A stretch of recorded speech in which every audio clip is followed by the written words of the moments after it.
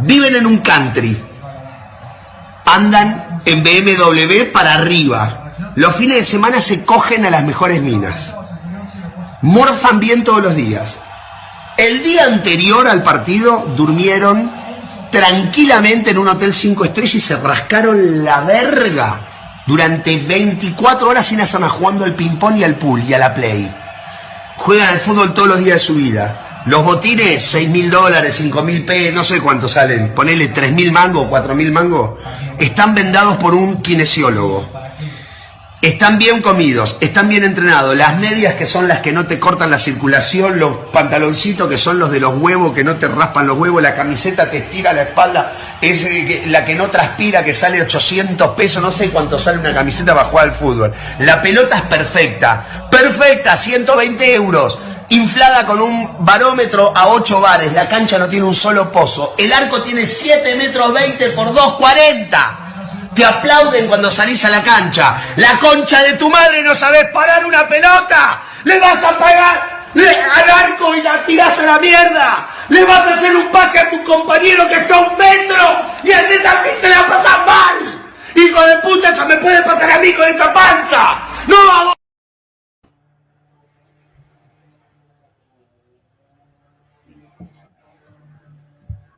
You know what? I believe if you would have scored that Harry Kane chance, you would have scored that one. Hey, listen, big up to everyone that's locked in. Big up. This was for Harry Kane. Or are we gonna blame? Are we gonna blame the witch now? Are we gonna blame the witch? The guy that said, which one is it? Was it Harry Kane or was it the witch? I don't know. But big up to everyone that's locked in, man. Big up Jalil. Big up Blacks, Lenny Moon, Jalil. You know the vibe. Big up to everyone that's locked in. Listen. World Cup people, bro. Fucked up timings. I really don't want. I don't want to see the World Cup go back to America or Canada. Nothing against them, but just for the timings, it's just I can't do it. Do you know what I'm saying? I can't do it. But listen, man, we watched the England game. We need to start there. Low block from Ghana. Bad idea to play Madueke and Gordon against the low block. Nothing's going to happen because what space are they going to run into? Playing Anderson and Rice is just like playing 2 Rices or 2 Anderson. It's the same. Do you know what I'm saying? It's the same players. No creativity whatsoever. You got Bellingham just running around like a headless chicken, just running around, working hard. I can't lie. He's the best out of them, but still no creativity. Harry Kane should have scored that. I can't lie, but the rest, man, defense was all right. I can't lie. They were all right. But it was bad from Tuchel. I'll be honest. It was actually bad. You knew that Ghana were going to play a low block. But, Jezza, what's your thoughts on that England game, man? Well, very disappointing, let's be honest. No creativity, no ambition. A bit like watching Arsenal, really. It was very poor. Very, very poor. It does shows how poor Madueke is. He did nothing. I saw nothing from that player that day. Kane has an off day that day. He didn't look on it. You can make it. Was it the witch, Jez? Was it the witch? Could have been. Yeah, was it Harry Potter? You know what I mean? You're a wizard, Harry. I'm a what? It was just poor, man. It was just poor. Look, all footballers have a bad day, but when you're 7-8 yards out from the goal and you put it 10 yards over the bar, that just says it all that day. You know, I'm not having a pop, but we were shit that day. We were shit, and we were lucky. We got out of jail. We got to play a lot better tonight. You know, having watched the game, I watched the France-Norway game last night. You know, and they were just France was just a total different category. And well, if you know, look, England are going to qualify.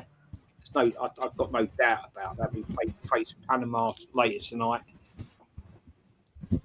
We come up against the likes of France.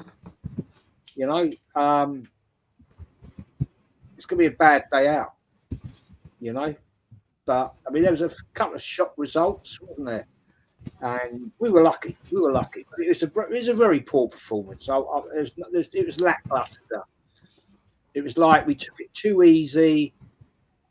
Like it was a guaranteed win against Ghana, and it certainly didn't go that road. So yeah, very disappointed, man. Very disappointed. Fair enough. It's just like I don't know how Tuchel. I rate Tuchel highly. Don't get me wrong. I rate him highly, but like, how did you not anticipate that this Ghana team is gonna low block him? And where was the goals gonna come from? Like, the creativity starts from the midfield. The reason why Arsenal doesn't create is because of the midfield. Declan Rice is a huge part of. You mute, Rashid. Muted.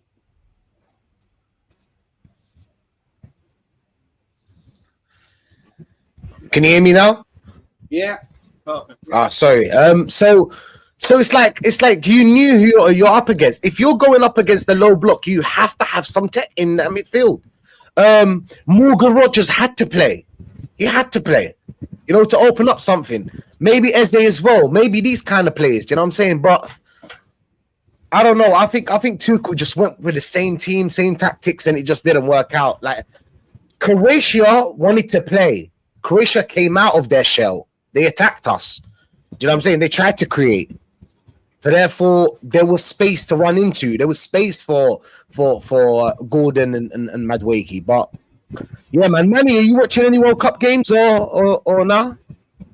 Brother, I told you I'm not watching the Football World Cup. I'm all about the Cricket World Cup. West Indies against Ireland right now. And later on, we get to see England against New Zealand. So there's a chance that an England team will get to a World Cup final and hopefully win it. And that will be something I'll be looking to celebrate. I will, of course, speak about the concerns. And, of course, one big concern is that with Reece James now injured, his hamstring, the biggest problem is now we're going to go into our next match against Panama and the round of 32 game against who I think will be Senegal without a proven quality right back. Now, Tuchel will probably say that he planned for this in a way because he knows that in Nesri Konsa, he has a guy who is more than capable of doing a fine job at right back, and he's done it for Aston Villa over the years. And ironically, he was given the number 2 jersey, which is normally reserved for the right back. And of course, the other options would be to switch Jed Spence from the left to the right, because when Spence played against Ghana, he didn't exactly conduct himself very well. In fact, he was really more famous for his decision to snub the former Arsenal midfielder, who shall not be named, of course, but didn't really do himself justice and earned an absolute bollocking from our coach. And so now we're in a situation where, because of the lack of foresight in squad selection and with players getting injured, we don't even know what sort of defense we're going to field. We're going to be fine against Panama, the hat country, as it were. But going into the latter stages, let's not get any ideas that Senegal are going to be easy despite having lost their first 2 games. And, I mean, of course, the Iraqi team, who they beat 5-0, can't be...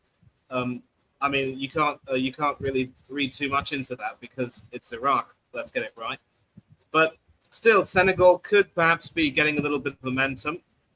And, they could be a really dangerous opponent. And let's not forget, when we played them at the City Ground in Nottingham, they literally, ripped us to pieces. Kyle Walker had a horrible game, never played for England again. The less said about Miles Lewis-Skelly at left back, the better. That was another example where Tuchel got his tactics wrong. And many of us will never forget some of the ugly games that were played outside the qualifiers. So I'll tell you what, we're going to have to make sure that we defend better as a unit, because just when we thought that we had a perfectly set lineup with Konsa and Gehi playing together, now we have a problem where our fullbacks might be, we don't even know if we'll have some proper fullbacks to complement everything. And defensively, we could end up being very, very weak indeed. And so if we do end up going to if we have any ideas of going further, we're going to have to make sure that we become a little bit more attacking. And it's as if Tuchel now just doesn't really have the willingness to let the handbrake off. And as you said, someone like Morgan Rogers, who was balling for Aston Villa, and who we're trying to get to sign for us, but on an outrageously low cut price deal. You know, you've got to give him some more minutes. And once again, we see England coaches just add another number to the score. Another England coach who just doesn't want to be imaginative, just doesn't want to be attacking enough. And all the praise after that win over Croatia, I kept telling myself, it's just one game. You cannot go overboard just based on one game against a Croatian team that, let's face it, are in decline. So Tuchel has to do his homework. He's got to pull his socks up. He's got to make sure that he has something up his sleeve. Otherwise, you know, we could end up in trouble. But I'll tell you what, if you think it's bad or troublesome being an England fan now, let's be happy that we're not Scotland fans. And I don't say this to, diss them. I love the Scots. They're fine people. They have a spirited team. They're lions in qualifying, but when they come to major tournaments, they're absolute lambs. But they've got some problems. We at least need to make sure that we do what we need to do to go a little bit further. Otherwise, we might be just as big a laughing stock, if not even bigger. True. 100%. 100%. Nats, what are you saying, bro? You enjoy that game? Did you watch it, first of all? Did you watch it? Yeah. I watched it, man. I watched it, the Boozer. Spoke to a few people. My biggest thing was, it was just like, it was way too predictable. Way too predictable. You can say what you want about the witch doctor and all of that, but at the end of the day, yeah, unpredictability, defies all, bro. It defies all. Players like Ronaldo, the real Ronaldo, not Cristiano, Leo Messi, bro. The list goes on and on and on. What do all these guys have in common? They're unpredictable, bro. Unpredictable. It doesn't matter what judge, doesn't matter what voodoo. None of that shit matters, If you're unpredictable, you can bypass all of that shit. And Harry Kane didn't do it. England didn't do it, bruv. When you have Anthony Gordon and Noddy Madueke with his clown shoes and clown car still living in Lego La La Land, bruv, you're in big trouble. You're in major league fucking trouble. Do you know what I'm saying? Elliot Anderson was probably our best player, and that basically sums it up. You know, but, Declan Rice. And that's not to stop you, but like, when you say Elliot Anderson was the best player, I mean, everything's side to side. Elliot Anderson is an Arsenal player. Everything's side to side with Anderson and Rice, don't you think? Don't you think it's one of our problems? Why there's no creativity in that midfield? Yeah, well, I mean, Tuchel was the one that decided not to bring Lewis Hall and Tyreek Mitchell. Livramento out injured. Was it Reece James now out injured? No fullbacks. Yeah, he brought Trevor Chalobah in to replace what's his face, Livramento before the World Cup. Reece James. Oh, don't worry, guys. I have content that can play iPad, guys. Doing the same old fucking bullshit, bro. I'm sick of it. Why can't we just have right backs that are right backs and left backs that are left backs? All of this underlapping, inverting, and all that crap. This needs to stop, bruv. I don't care what formation you play. Why can't we just have out and out left backs, that can do both sides of the game? And if they are more defensive, then make sure they're in a position where they can put the ball in, bruv. Which is kind of what Tyreek Mitchell is. Yeah, he can go forward, but he's more defensive. Lewis Hall is more attacking, but he's competent enough to do the defensive work, playing left back and all of that. When it comes to midfield and out wide, like Tuchel didn't bring Phil Foden and Cole Palmer for Gordon and Madueke, bruv. Gordon's just signed for Barcelona. They let go of Rashford, didn't it? Now, I'm not a massive fan of Rashford, but I don't care what anyone says. Rashford is way better than Gordon, bruv. Definitely on the ball. I mean, it's embarrassing. No Gibbs White as well. No Adam Wharton. Yeah, facts. Like, it's shocking. We don't bring on Ivan Toney because Ollie Watkins is the second choice. Now, if this was a few years ago, like it was in the Euros, playing Ollie Watkins ahead of Ivan Toney. I could hear that slightly, but not now. Not now. Like, but again, we know why Ivan Toney's there. It's for penalties, and I believe we will still get through Panama. I don't think we'll batter them like we did 8 years ago in Russia, but let's say we beat Panama and we come up against Senegal, bruv. Yeah. If we're playing for penalties, like what that lunatic Arteta loves to do and shit, we're in major league trouble, bruv. We are in major league trouble. Yeah. Harry Kane alone ain't enough. Saka ain't fit. Do you know what I'm saying? And like, I like Kobe Mino. He's a good player, but again, there's just not enough creativity, Rashid. There is nowhere near enough creativity. It's way too predictable. It's all sideways and backwards. Like, and it's going to be one of them fine margins, guys. Do you know what I'm saying? Back once again for the Renegade Master and all of that. Default damager with the ill behaviour, bruv. And we're seeing the ill behaviour right here, right now, in 8K, bruv. They never... I want to ask you guys this question, right? What is it about the England job that makes even good managers, never mind great managers or once great managers like Capello, turn to shit when they manage England? What is it about this England job? Is it really cursed? Is it a poison chalice? Like what? Why does everything go out the window?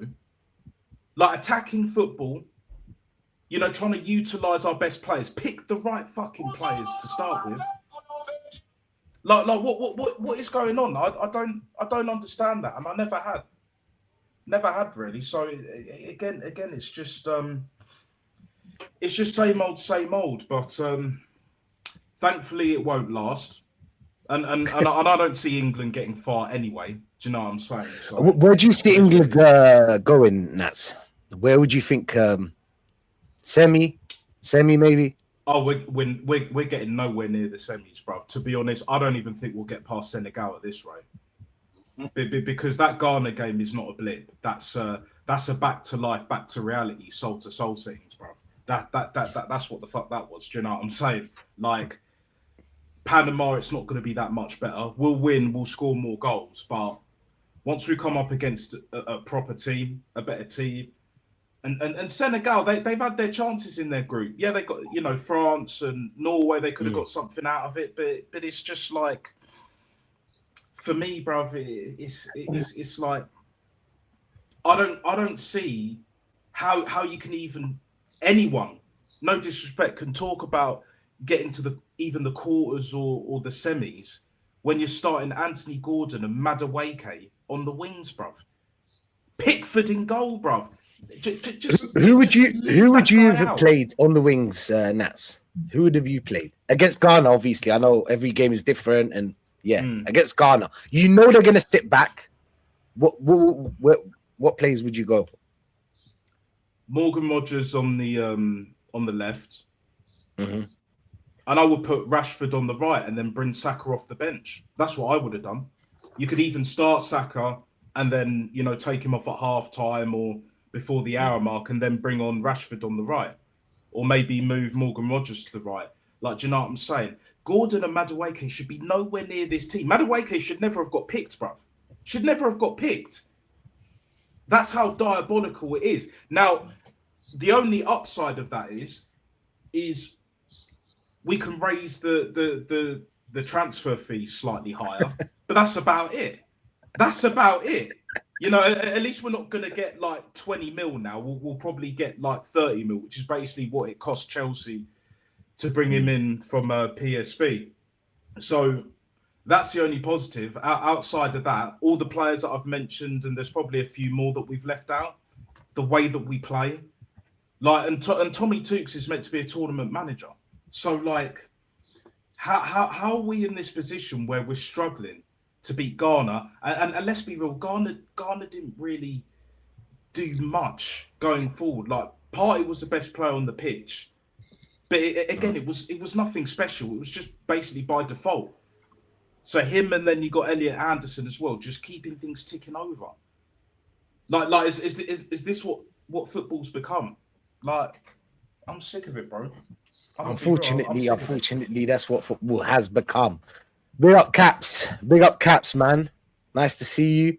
Paris Mandem, you know the vibe. Big You up know the Paris vibe. and Black Footsie as Crow, well. everybody in the And Black chat. Crow. Big up, and smash the likes up. Obviously, sub to me and the team as well. Dark. I mean, there's a summer anthem going on right now. Spend that shit. Bear man dancing to that. I think that's crazy. That's crazy. I mean, the song is fire, but I don't know, bro. Dark, what are you telling me, bro? What are you telling me? You watch the game? Yeah, I watched well, I fell asleep around about half time, man, because honestly, that was so boring. I mean, I've been saying it since before the World Cup even started. I think England have some real big problems, man.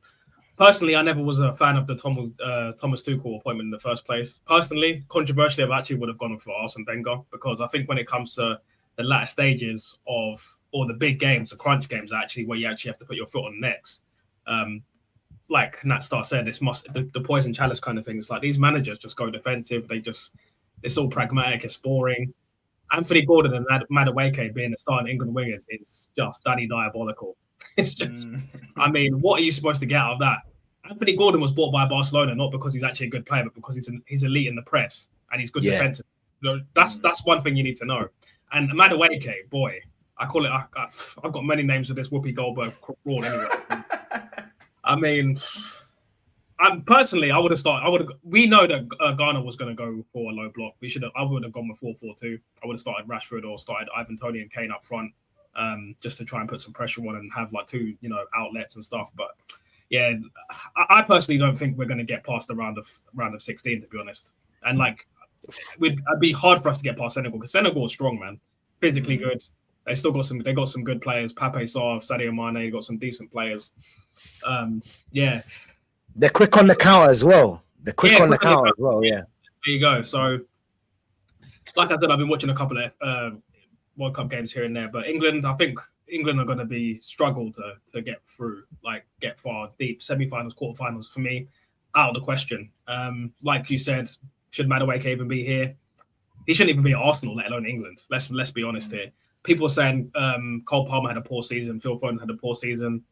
Yes, but I feel like at least Cole Palmer has scored in the Euros final bank credit. You know what I'm saying? Like a little bit of he scored in the final merchant. So, and when you think about players that haven't performed well over seasons but have moments of brilliance, when's the last time Madueke has had a moment of brilliance? So you thought, wow, like he can dribble past one or two players and bang in the top corner. You don't really. I've seen it once for Arsenal. He scored that goal against us at Sparta Prague.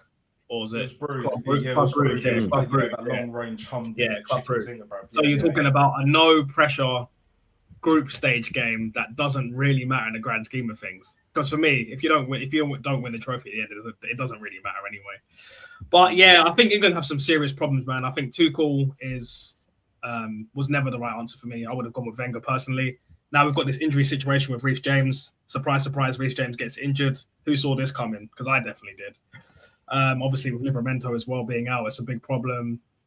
This is why you should have bought Lewis Skelly, ladies and gentlemen. Obviously, it doesn't solve the right back issues, but he would have solved some other issues that we could have kind of covered up. And also, like the fact that at maybe not age, but the fact that his profile and his ability level, Jordan Henderson getting in the England team is an absolute disgrace. It's an absolute disgrace. Yeah, he plays. Yeah, he plays in the Premier League back again. He's the captain. I think he might be the captain of Brentford, but I'm sorry, he's awful. You're telling me I would have brought Philip Joseph Foden, 0 goals and 30 appearances, instead of flipping Jordan Henderson, man. Because, like you said, cheerleader, captain merchant, leadership merchant, passion merchant. Why do these managers do this crap, man? Why do these managers do this crap? Because what is Jordan Henderson actually adding to this England team? Because I think for me, that's another glaring issue that people don't bring up as well. That's another body that could have come. For me, I'd swap it. If it was possible, I'd swap him out right now for Lewis Skelly. Because for me, the last 5 games plus the Champions League final, Lewis Skelly showed what he can actually do, man. But listen, I'm still optimistic. I think England will probably obviously get through. But once we start getting to the nitty-gritty, once we start getting to crunch time, you're going to see. And also, this last thing I want to say before I just stop talking. when you actually think, when you compare like England's attack to like Spain, France, and even Germany, where is the individual brilliance? Where is the individual brilliance? Where is the je ne sais quoi? Where's the va-va-voom? It's not there. Like a 10% Saka and a Kane. That's it. Like that's it. Like there's no mazy runners. There's no long shooters. There's no demon dribblers. Like what is there? There's just no real quality. Anthony Gordon is what's his name? Hoyland with more spots or less spots. I don't know. Rashford is probably the only one that can, for me, has a little bit of individual brilliance, and he's probably not going to get as much game time as he should. I probably personally would have bought. What's his name? I would have bought Bowen. Facts. He deserved. Yeah. He deserved to be called up. I think he deserves it, and I think he has a bit of individual brilliance. And for me, if I'm gonna find a replacement for Saka, a 10% Saka, that in my opinion shouldn't even be playing. He should have been sent home. Like if he's not training and if he's pulling up injuries and his hamstring, go home. Just go home. Just start next season. Like I don't know what is wrong with these players. You're getting paid all this money. Yes, you want to play for England. Yes, you want to play football, but you got to think about long term. Like, do you want to? I would think you're finished anyway. But for some of the the top gooners that don't want to hear it, do you want to finish your body even quicker than it's already got left? Like the lifespan in your body is already shortened. You want to keep shortening it by forcing it and playing these pointless games because England aren't going to win anything anyway. Not with this manager. Not with this attack, and not with this setup, and not with this pragmatism. And I'll stop speaking right there. 100%, man. Facts. Big up Somali Yang is saying, "Hella AI ballers. It's peak. It's actually peak. Facts, bro. Facts." But listen, let's get to Arsenal, man. I don't know about you guys, but I've had my break. Do you know what I'm saying? I'm ready to watch Arsenal again. I'm done with the World Cup. I can't lie. I want it to get wrapped up. I want Arsenal back. I want the Arsenal back. But listen, we got a couple of transfer gossips as well. Obviously, we'll start with the first one. People, start with the first one. Hincapie signs for Arsenal. 40 million people. 40 million. Absolute still. Like since Hincapie came or started, I haven't really seen him put a foot wrong. I mean, he only had one bad game, but it was against Turkey. Shirky, bro, cook anyone. You get me? So that was the only really game that he kind of like disappointed. But apart from that, he's solid, man. He's a solid left back. Came in straight away. I think he's better than Calafiore in my opinion. I mean, maybe Calafiore is more attacking and everything, but as a balanced left back, Hincapie is the guy, man. He's got that, South American grinta. You know what I'm saying? I love that as well. But yeah, I think it's a steal. I can't lie. I think it's a great deal. 40 million. Absolutely worth it, bro. I mean, we spent 50 million on Ben White, when he was supposed to be on the centre back and they went right back. He did his thing. I can't lie, he did. But 1 year, 2 years, I think Hincapie is solid. I can't lie. 40 million, I would have bought him. And it was a good deal. To be honest. But Jezza, how are you feeling about Hincapie signing for Arsenal? I think it's a great deal. I think we've, for once, taken another team's trousers down. Normally it's Arsenal that get that treatment, but no, I think he's a good buy. What the games I saw him play last season, I thought he was solid. He was pretty consistent. To be honest with you, put in a good shift. So I'm more than happy with that. And to me, that's a massive positive that we're going to get some. Possibly, I'm not going to say will, but possibly get some other players in as well. To me, it sounds like Berta's doing his job again. There was a couple of iffy ones last season, but I'm not saying that's down to him. Yeah, I'm more than happy with that. And I think he's a massive positive for the club. And that gives me faith to look forward in, or should I say, more, what's what I'm looking for? More into the transfers that we can get over the line. So, yeah, more than happy, man. More than happy with that. You miss Arsenal yet, or still? Yeah, no doubt about that. I mean, funny enough, I'm not a great international football fan. I've said that many, many times.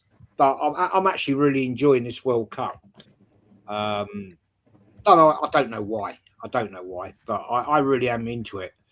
And yeah, I've done silly o'clock in the morning watch, and I watched the France game last night, 1 o'clock in the morning.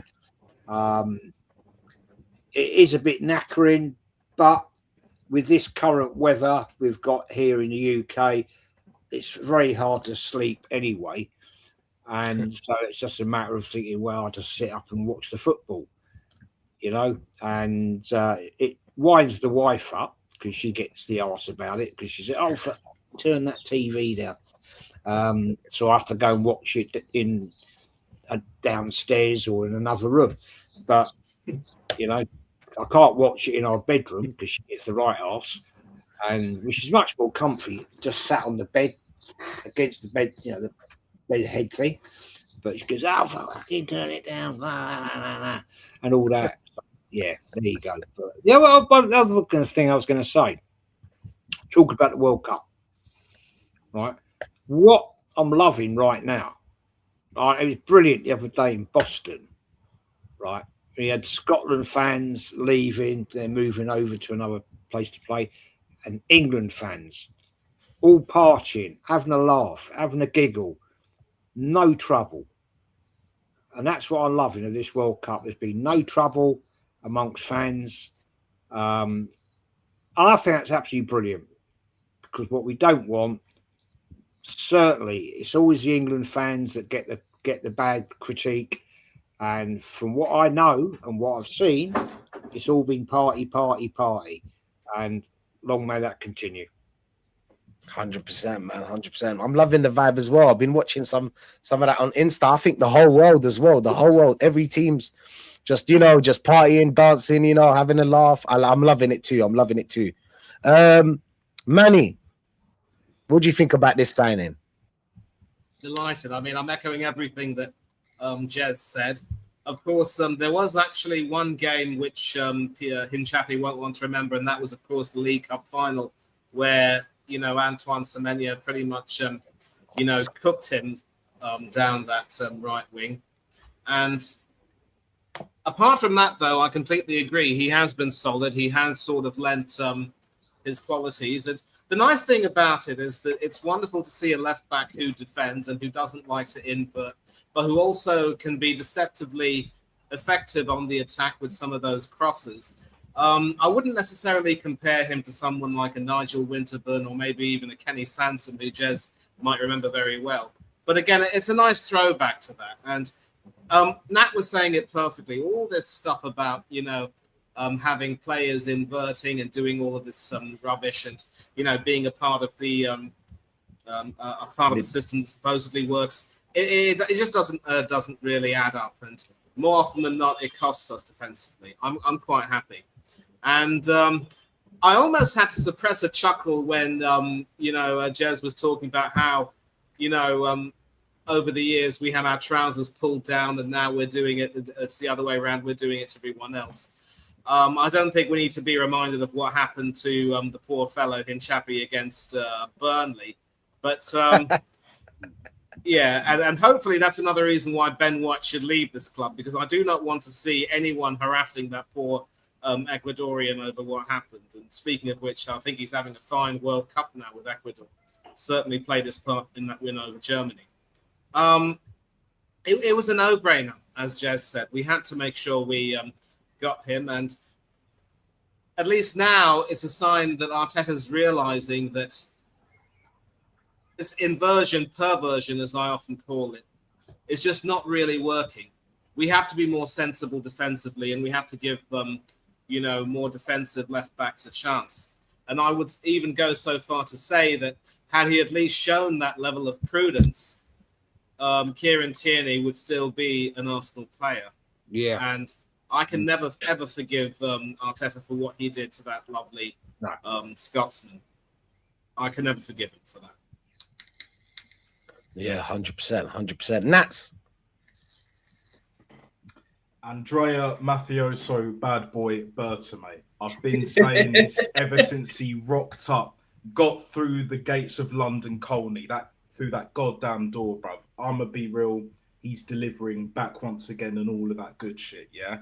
Like, took a little bit of time, but have a bit of faith. Do you know what I'm saying? Maybe, just maybe, he's the one, along with that Alonso guy that we got in from Granada, innit?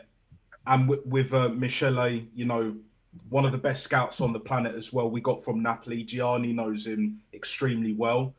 Been there for years and all of that. Maybe that is the transfer policy now.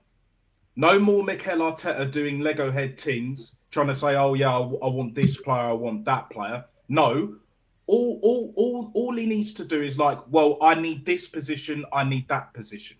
You can mention a few names here and there, but we're picking the names. Do you know what I'm saying? Yeah. Andrea Mafia's, we're picking the name. Obviously, Hincapie is the worst kept secret. I'm actually, when I first saw it, I saw it on Insta, yeah? I almost couldn't believe it at first, but then I was like, this smacks of Andrea Berta, mate. Do you know what I'm saying? Because no way Edu Sucks Toes is getting Hincapie for 40 mil. No way, bruv. That's at least double. Do you know what I'm saying? Like facts. When anywhere 80 from million. 60 to 80 mil. Yeah. Do you know what I'm saying? And to be honest, don't be surprised, guys. This up and coming season, we see him more at centre back. Do you know what I'm saying? Because we saw him a few times last season. This season just gone at centre back. We even saw him with Mosquera as well. So don't be surprised if you see that combination a lot more, especially after the World Cup with Saliba struggling, you know, Gabriel as well to a degree as well. So and we've got that young kid, I think Nichols as well, that's a centre back.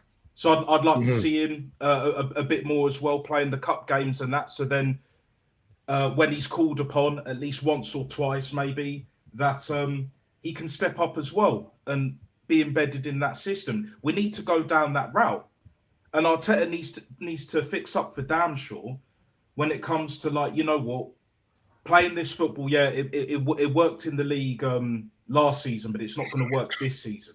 Do you know what I'm saying? We have to go back to the Arsenal way, bruv. Jez, you know exactly what I'm talking about. The Arsenal way. Because people can talk about, oh, Arteta's is a George Graham regen. I personally disagree.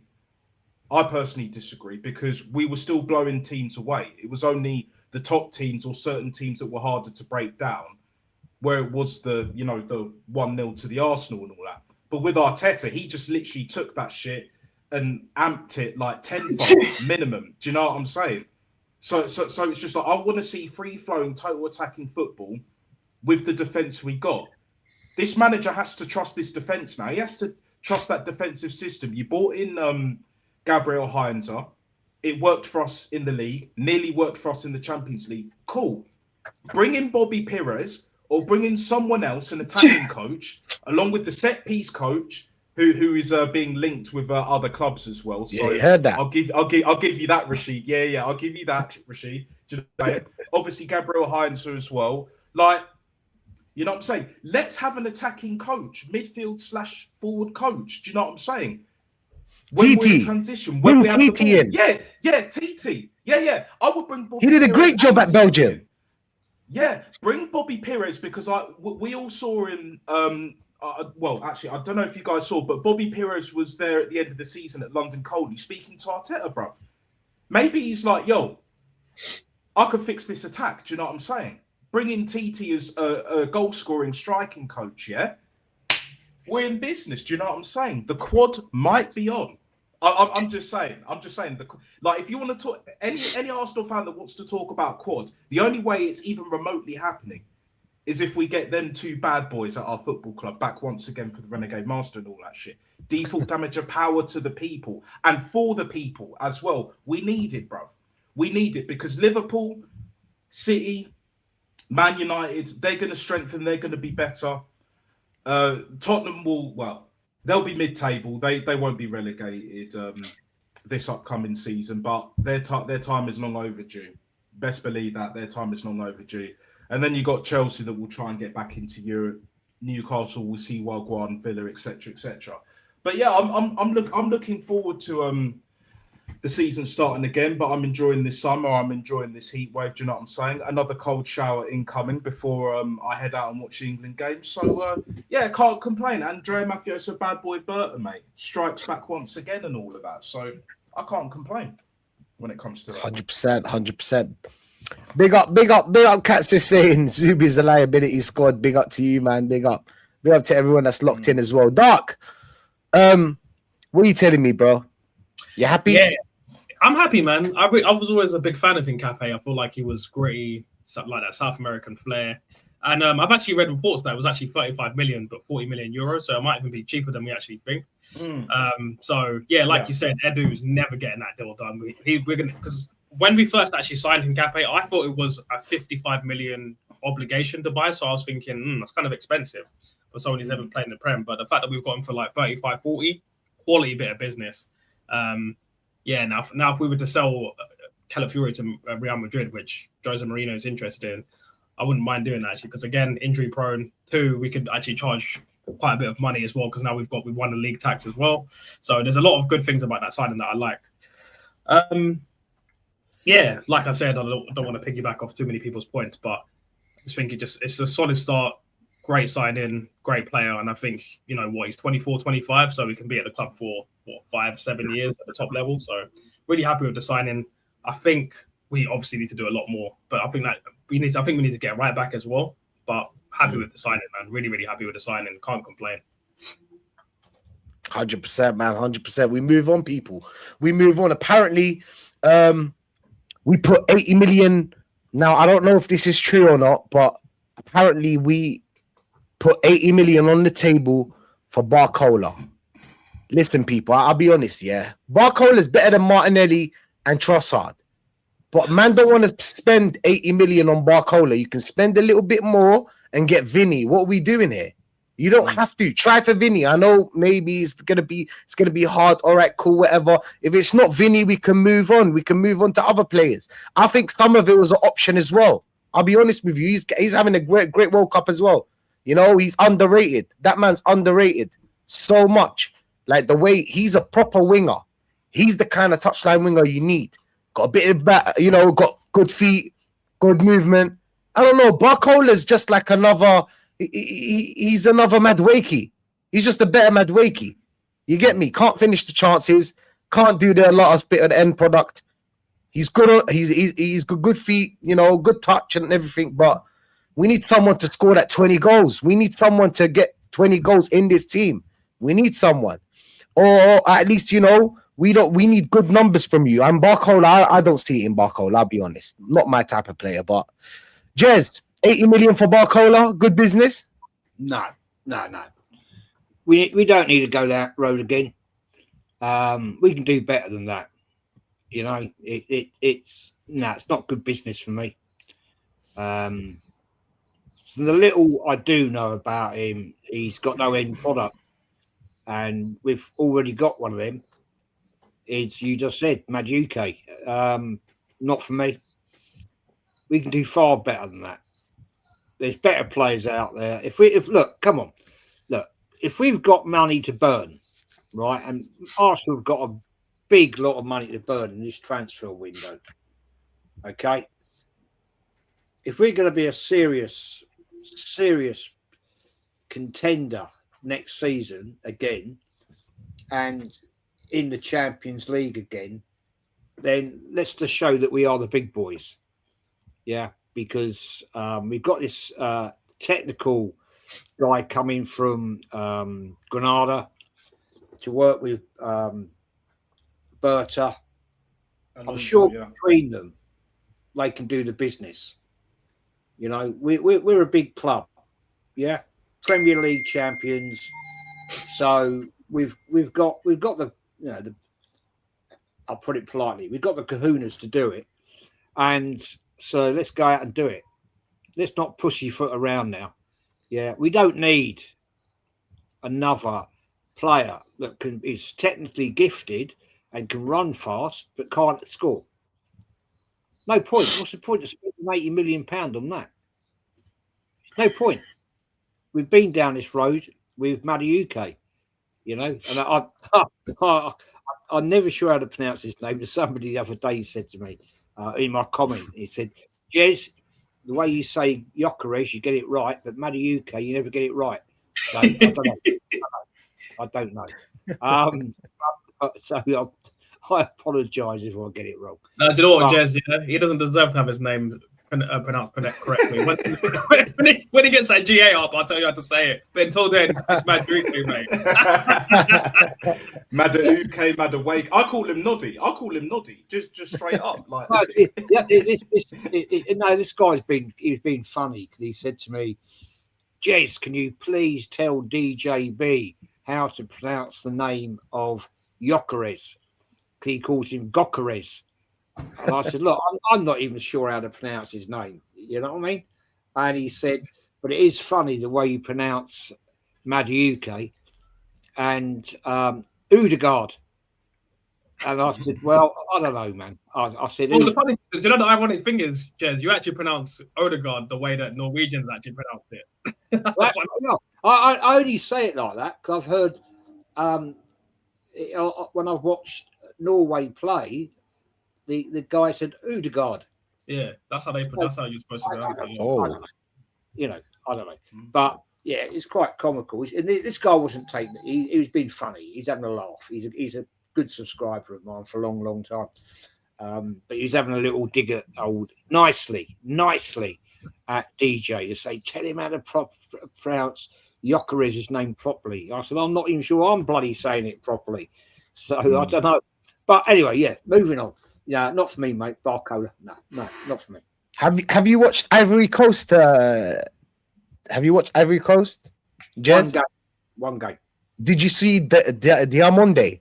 They have the left winger, Diamonde. Good. He's a good left winger. I can't lie. I'm impressed. I know a lot of people are saying that he should do more, but again, he's young. You know what I'm saying? He's young. We can get something out of him, but yeah. I'd rather have Vinny come to us, to be honest. In it. Hopefully, Vinny. Maybe Mourinho has to get rid of one of the big stars. In it. He's got what's his name? He's got Mbappe and him, and Mbappe tends to like to play from the left, and Vinny plays from the left, and both of them can't play as strikers. So maybe that will create a problem, and hopefully maybe Mourinho would look to get rid of him, and I think Vinny would get numbers in the Premier League. He would get numbers. I truly believe that. Well, the only thing is that, mate, he's got an end product. You know what I mean? And that's what we want. We don't want to keep buying players that are technically gifted, great runners, but can't score. Yeah, facts, 100%. Manny. So if you're talking about Barcola, I think, we take a look at how he does for PSG, and obviously, there is a certain role that Luis Enrique is asking him to play for the Parisians. But I definitely take Jaz's point that the number of goals that he's scored is probably not as much as you would want from him. One of the best things, of course, though, about being at a PC is that you can actually have these stats at your fingertips, and you just take a look at it. I mean, obviously, when he was at Lyon, his most prolific goal scoring season was in 22-23, and guess how many goals he scored in total? 7, 5 in the league and 2 in the Coupe de France. And then with Paris Saint-Germain, he scored 29 goals over 3 seasons, 11 in the season just gone by, 14 in the previous season in the league, and that makes it, that's just league goals. In total, he has scored about 6 goals in Europe over 3 seasons, but that's a total of 39 goals over 3 seasons. And a lot of people are going to say, well, maybe he's not meant to be a goal scorer. But he is listed, of course, as a forward. So you've got to take a look at that and say that the goal scoring numbers are actually quite poor. And there is no way that you can excuse that, to be honest. So, I mean, I realize that when you take a look at his numbers, he probably will have much better numbers than No, Madueke. I call him no. But again, that would be such a dangerously low bar that if you were to try to do the limbo dance, you'll literally either crack your back or destroy your legs. It just wouldn't be worth it. So in the end, you've got to make sure that you want the right profile for the club, and hopefully we will get rid of Nono Madueke, and then we can buy someone else. But as far as Barcola is concerned, he may be doing a job for France. He may be doing a job for Paris Saint-Germain. Luis Enrique and Didier Deschamps may like him a great deal. In fact, Deschamps doesn't even start him, so that pretty much tells you what that coach would think of him. In the end, no. I mean, he certainly wouldn't be worth that money, and to be frank, we don't need him. Absolutely. Who do you want, Manny? Well, that's a really good question. There is no doubt in my mind that we would definitely need a really good left winger. And that's really the biggest problem with trying to get someone like a Morgan Rogers, because he's someone who prefers actually to start in the middle and then sort of go to the left if need be, or it could be vice versa. But he's not primarily a left winger in that sense of the word.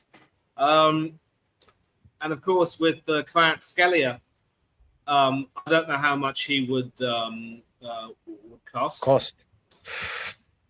Nah, that would probably be 180 or something like that, Manny. I'll be honest. Yeah, it wouldn't be it wouldn't be worth it. And of course, if we spend that much on transfers, it won't be long before PSR come knocking at our door and asking what's up. And never mind the fact that we will also have to pay a huge tax bill to His Majesty's Revenue and Customs. I do like the thought of possibly getting someone like Crescencio Somerville, who is, of course, also playing at the World Cup and not doing too badly. I think if memory serves me right, is he with the Dutch team or I don't know if he is. He's with the right. Dutch team. So obviously, Ronald Koeman is using him a great deal, and he has a role to play. He's someone who can certainly, provide a great deal of stuff over here. And of course, let me just look him up for you right now. Crescencio Somerville. He's probably like 50 mil. I think you get him for 50 mil. Something like that. Yeah. Because West Ham need to sell, innit? Yeah, and he is also capable of scoring some goals. He scored 2 and 5 for the Netherlands, 23 and 77 for Leeds United, which certainly isn't bad. He scored those goals in fewer games than, Barcola has, and Barcola is so much more expensive. I think he's got the PSG France tax on him, you could say.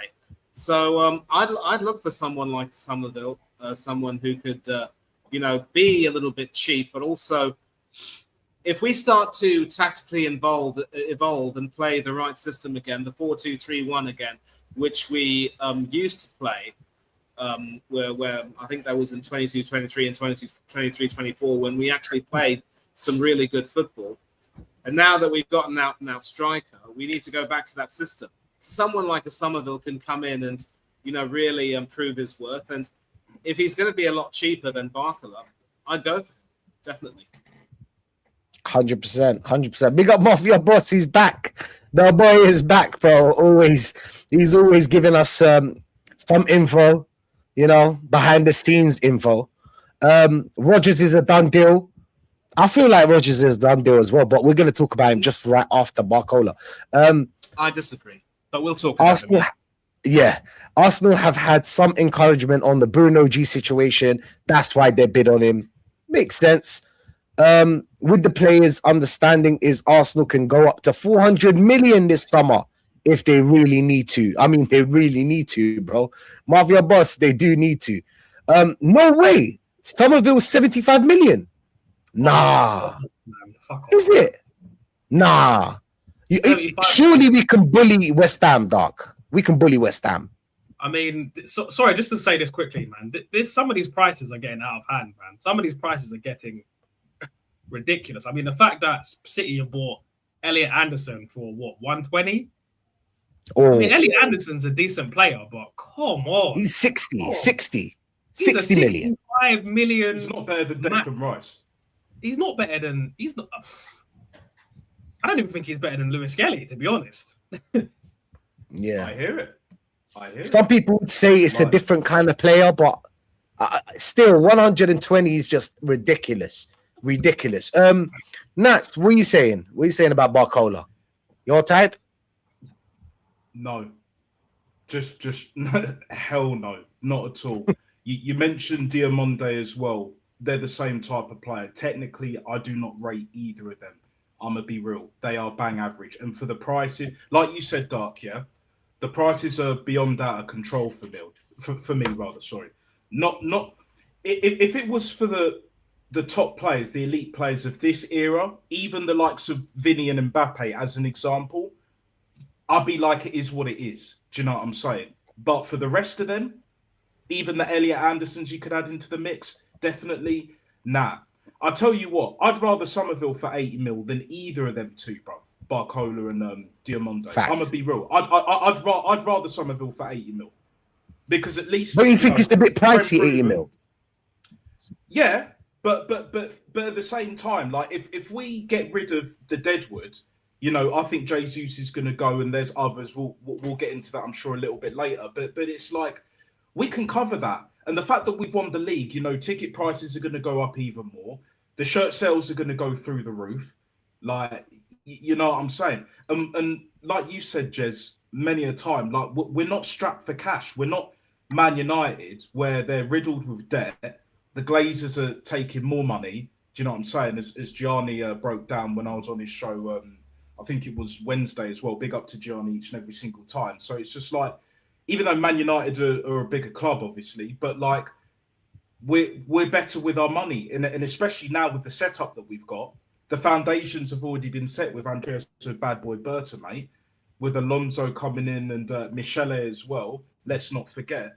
Like for me, and big up Mafia Boss each and every single time. He got the Arteta thing spot on. It was either he wins or he goes. He ended up winning. So round of applause for that. Do you know what I'm saying? Number one. And number two, I think Morgan Rogers is there or thereabouts done. It's just like the finer details. The fine margins, guys. In my personal opinion, I think that's the one that we're looking for. All the other names that's listed is just like transfer talk, innit? We're just flexing our muscles. We're peacocking. Do you know what I'm saying? Yeah. But because we won the league, we're in a position to do that now. Whereas before, even like, I mean, you always as a club, you always have like first, second, third, and you know, you always have like options, right? Right, Nats? Yeah, 100%. And yeah, Mafia Boss, you're absolutely right. Yeah, 3-year contract if he won. Yeah, exactly. But for me, when it comes to the Barcola, it's just like, even for a lesser price, even if we brought it down to like 50 or 40 mil, like look who we already have. We've already got Ethan and we've already got Max Damon. We don't need anyone on the right. It's just the left. Because let's be real. Trossard is better than both those names. But if we bring in a Somerville, for example, he'll just be basically left wing cover. And I'd rather Somerville than a Solis, for example. Even Solis being 30 or 40 mil, do you know what I'm saying? Because Solis, from what little we've seen of him, but we're aware that, you know, he was at Norwich for a bit, because that's where I remember him. Like,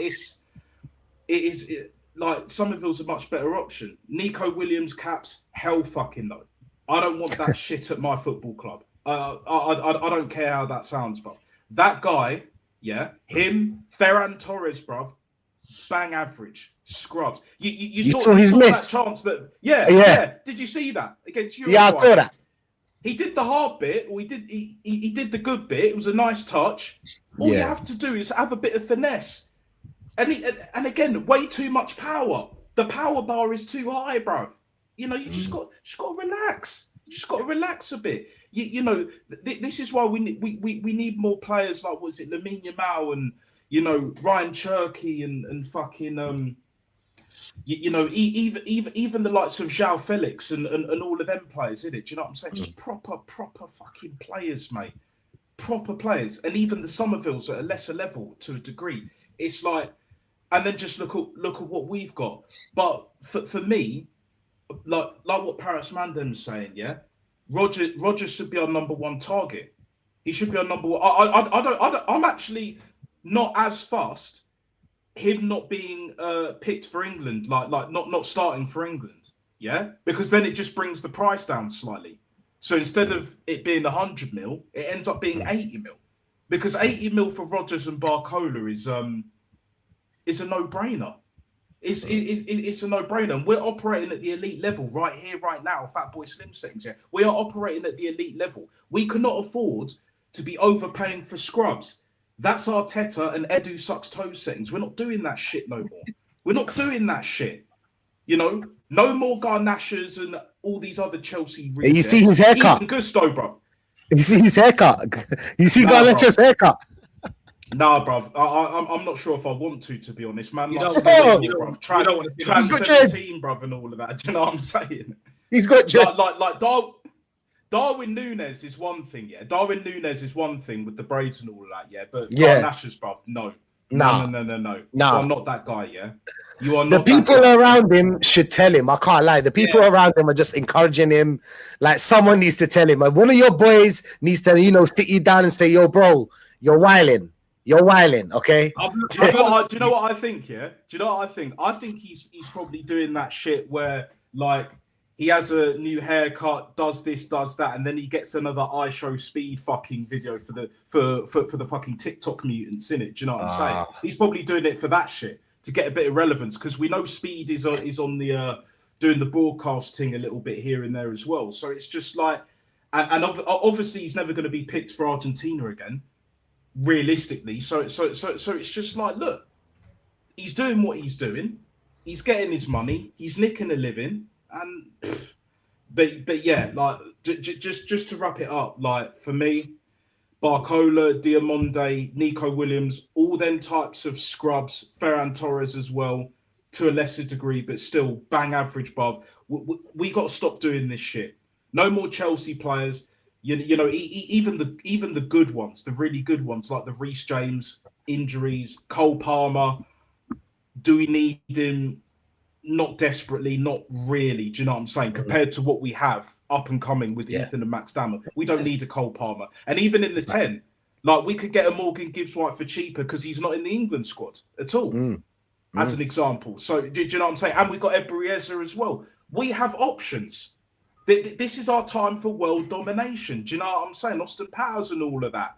$1 million and all of that shit. Do you know what I'm saying? Like, this is where we're at, people. This is exactly where we're at. Like, we can't be going for them Chelsea or any other scrubs. Hashtag, Ola was talking about save the cups, yeah? We still need to work on that shit. Yeah, we won the league title. We still need to work on that, along with winning the Champions League. Hashtag no more scrubs, especially Chelsea scrubs. No more scrubs. TLC tip, yeah? 100%. 100. How much are you going to put on that, Nat? How much are you going to put on that one about Chelsea scrub? I bet you would. I can't, not on that. I've already got that with with Portugal at the World Cup, in it. Do you know? I'm not gonna lie, my holiday's on the line in it, so it's like I'm just gonna leave it at that, bro. Do you know what I mean? Just like it is what it is. It wouldn't surprise me. Mortgage on it, mate. Don't bet. Oh, definitely not. Definitely not. I don't even have a mortgage, so it's just like I'm good on that front. Fair enough, man. Fair enough. Dark, what are you saying, bro? Barcola, 80 million, bro. They're asking for 100, by the way, but go on. Firstly, I want to say, with Garnacho's new trim, he looks like if the Island Boy and Little Pump had a kid together. I'm an island boy. I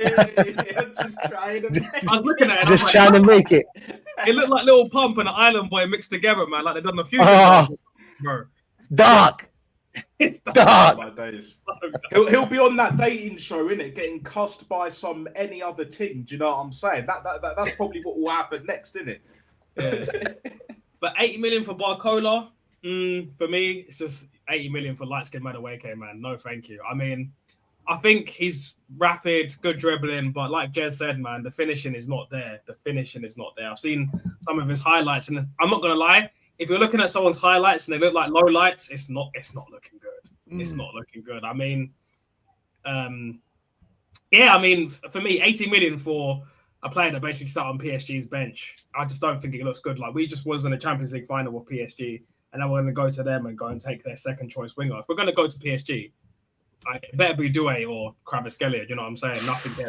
Nothing less. Because for me, you know what's annoying about being an Arsenal fan? Yeah, like let's say you say, oh, go get Vinny, go get Kvaratskhelia, go splash 120 on Doué. Yeah, Arsenal fans will be like, oh, that's not realistic. Oh, we can't do that. We're not, we don't have the money that Man United and Liverpool have. What? Yes, we do.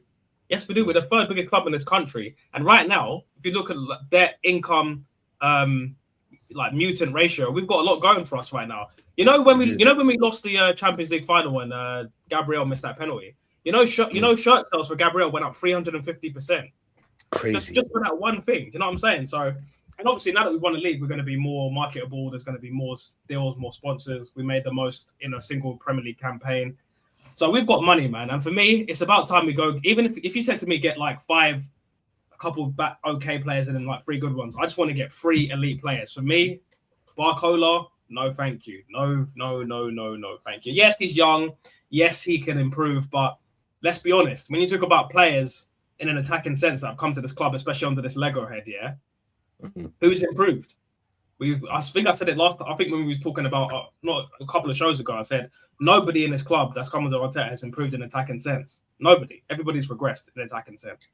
So I say all that. No, but Dark Side, let me just cut right in here. You talk about how they've regressed, but is that really their fault, or is it because they're pretty much having their creative flair, their attacking flair sort of sucked out of them by being forced to adapt to this system? You think of someone like an Ebery Eze who, was balling for Crystal Palace. It's fair to say that this guy has, been made to suffer because he's been shoved down the pecking order behind, oh dear God, our, non-playing captain. And if he doesn't perform a few simple things that Arteta wants him to do to make him a bit more defensively astute, he literally gets thrown under the bus. So I'm not going to blame the players if they've supposedly regressed or anything like that, because if you give them a manager who just allows them to play the way they're playing and sort of, adapts the system and gets the players to play for that particular system without having to, compromise on their ability, they ball and they enjoy themselves. I think it falls down to the manager. I'm not going to blame the players. Well, let me answer that question, mate. It's fucking manager. Facts. I should have that. I don't have the video, but now facts. Get it from Shane Rash. Get it from Shane Guna. Yeah, I need to call Shane Guna for that one. I'm gonna text him later on. Big up Shane, man. We're gonna be live tomorrow, by the way. Me and Shane, 7:00. You man, tune in. It's gonna be fire. Last but not least, Morgan Rogers. I'm hearing what Aston Villa want a big bag for Morgan Rogers. They're saying that 80 million or how much Arsenal are thinking of putting for Morgan Rogers. They want more. They want him to stay. They really want him to stay. And Morgan Rogers, to be honest, he doesn't have a way out. What are you going to do if they don't want to sell you? There's no way out. You can probably push a little bit. I think Morgan Rogers maybe is pushing for the Arsenal move, but it's just going to be too expensive. I'll be honest with you. And I'll be honest, I want Morgan Rogers as a number 10. I believe Morgan Rogers is better than Eze as a number 10. I've said it. Yeah. I think he's better than him. As a left winger, I don't want my wingers to be like Morgan Rogers. I want my winger to be like Somerville, that type. It doesn't have to be him, but that type of winger. I don't want that kind of winger. We already got Trossard, but we don't need another one. We don't need another techie winger. We need someone that has tech and pace. Jezza, what do you think about Morgan Rogers? Aston Villa saying we need big money for him. Big. Well, this is another situation, isn't it? This is the same old with Arsenal. Quality player, not going to knock that. But Aston Villa are going to take us to the cleaners. Look, I think the one problem with Arsenal, when we're buying players, we tend to telegraph it way too much with this management. In the past, right? When we had David Dean, Sir Peter Hillwood, and all that, we just go in quiet, under the radar, get the player, move on. Now it's so public. I think that's probably social media, too much interaction with the media, and we get our trousers pulled down. And this is what I don't like seeing, because at the end of the day, yeah, he's a quality player. Yeah, of course. We might go in with X amount of millions, and they're going to say, no, we want another 20 million on top of that. Now, the problem we've got, if we did buy him, and I think he's a great signing, by the way. What we're going to do? What we're going to do with Eza? Now, when we got Eza last season, I thought, wow, yeah, brilliant. He just hasn't quite stepped up to the plate. But is that Eza, or is that the style of play? Personally, I will say to you, it's the style of play. And that is no fault of the player himself. For Christ's sake, he scored 5 fucking goals against Spurs last season. Right? You name me the last Arsenal player in one season scored 5 goals against Spurs. I can't tell you. I don't know. But at the end of the day, for me, it's a style of play. We don't seem to, under this manager, use a 10 properly. So fundamentally, that's the problem of the manager, not the player. So if we got Rodgers in, right, and we played him in that 10, would he be utilised in the correct way? I don't think so. I do not think so. It's the same with Gyokeres. Is he utilised correctly? No. Because he doesn't get fed enough through balls.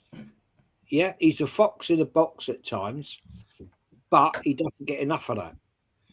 So, why would we want to go and spend all that money on Rodgers, put him in that position, and he fails? Because Eza, quality player, exactly the same story. So are we going to go rinse and repeat again? I don't know. Under this manager, yes, you know, we can all laud it up that he won the Premier League and well done, fantastic, brilliant. And I'm not going to knock Arteta for that. But you've got to go and do it again, my friend. You've got to go, because you failed in 2 cup finals. Couldn't get it over the line. And yet all the people out there, right, they like to call themselves top gooners, which is a load of bullshit. We're going to win the quadruple. Well, that went well, didn't it? That went really well. You know? 1 out of 4. Okay, I'll take that. I'll take that. We want that Premier League. But at the end of the day, do I have faith in this manager? No. He got it over the line, and I said this, right, and I'll stand by it. He won that Premier League because the other teams were not good enough either. They failed. Right? That's why Arsenal won. It's another Leicester City season. Yeah, when Arsenal were the only team to beat Leicester City twice in that season, they won it. And Arsenal stumbled over the line because Man City, Liverpool fell off the shelf. And at the end of the day, I stand by this, gentlemen. Right? I say I would put. No, I would bet my mortgage, but I ain't got one. At the end of the day, we won't win the Premier League next season. 100%. I hear that. Big statement, James. Manny, Wow. I mean, they want Morgan Rogers as a left winger. They don't want him as a number 10. But what's your thoughts, man? We're talking about big money here. We're talking about at least 100, 110. Rashid, I'm really glad you brought this up. And as someone who has, in stark contrast to putting up with the turgid football that Arsenal played last season, I actually enjoyed watching Aston Villa a great deal. And I will say this right now, when Unai Emery was managing us, we were actually balling in Europe in many ways. We were scoring a lot of goals. It was just open, expansive play. And he did do some good things with us, and had he won that Europa League in his first season, it would have been a historic achievement. But I believe Kenny Ken will also. I agree with Kenny that, there were some players in that squad, some big time Charlies, who didn't like Unai and what he stood for, and they downed tools on him in Baku. But going back to Aston Villa, they've been the team that, unlike us, have been screwed over by VAR. On many occasions. In fact, only Leeds United have suffered a dreadful fate. But the football that they've played, has been absolutely outstanding. They secured top four, albeit with a low points total, which they're going to have to address. And they also got it over the line in Europe. They won the Europa League. And people are going to say, well, Arsenal are too good for the Europa League. No, we're not too good for the Europa League. We haven't won the Europa League ever. And Arteta had 3 chances to win it, and he mucked it up every single time, including losing to Emery in the semi-finals. And so Villa had a terrific season, and Morgan Rogers was a big part of that. A lot of people who talk about his play saying that there were some games where he didn't seem focused. Every now and then he'd step up and have some moments. But I can tell you that, on the whole, he was terrific. And one of the biggest issues is that, as with, Arteta and Saka, Emery was pretty much playing Morgan Rogers for almost every single game. He hardly ever got any rest, and it was a miracle that he never suffered an injury. And so you see what he offers. He's that type of person who would, normally start on the left with Emi Buendia, but then move into the centre while Buendia would go on the left, and then vice versa. So there is that sort of tactical flexibility. And it could very well be that if we were to sign him, ideally, we'd have a situation where he and Eze would sort of play together, but sort of flip back and forth between the left wing and the 10. The only problem is, and this is another reason why I don't want, I don't want Morgan Rogers, is because Arteta's going to ruin him. He's going to try to convert him into a typical left winger who will sort of hug the touchline, a little bit like he wanted Gabriel Martinelli or Leandro Trossard to do. And so Morgan Rogers is the type of person who does go on the wing, but then cuts right in perfectly, and then lets one, loose, a wonderful shot. I just don't think Arteta would like that sort of stuff. And that's another reason why I'm not too sure that the transfer may end up going through. But in addition, Aston Villa are perfectly well within their rights to demand big money for him, because he signed a long-term deal with Villa. And Villa are actually now in a situation where they don't really need to sell him, because they had managed to sell our ex-youth player, Daniel Marlon, to Roma. They completed that transfer. They also sold another Argentinian by the name of Enzo Barranquilla, I think. And they will be letting some fringe players go. So they will have enough outgoings to make sure they stay above board and avoid being in trouble with PSR or SCR or whatever nonsense that may be.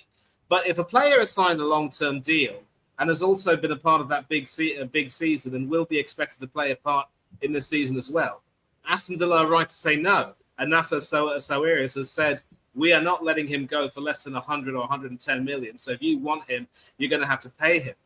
You take a look on Twitter as well. These people who I call flop gooners, not top gooners, some of them have been so damn arrogant, basically saying, we're going to offer you 80 and you lot are going to take it like, the good little children you are and be grateful.